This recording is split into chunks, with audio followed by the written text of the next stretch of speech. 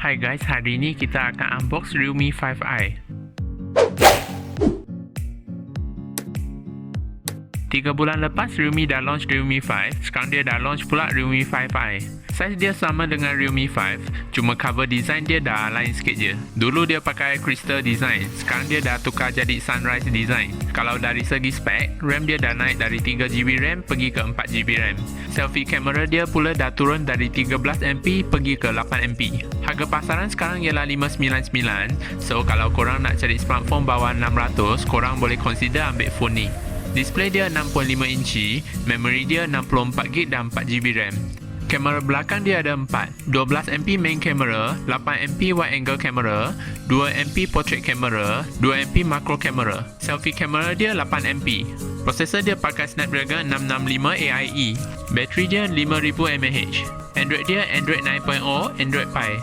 Dan phone ni ada function dark mode. So sekarang kita akan unbox dan tengok apa yang korang akan dapat masa beli phone ni. Warranty card dan user manual, SIM jack, phone, charger 3 pin 10W, kabel micro USB, handsfree dan casing tak ada.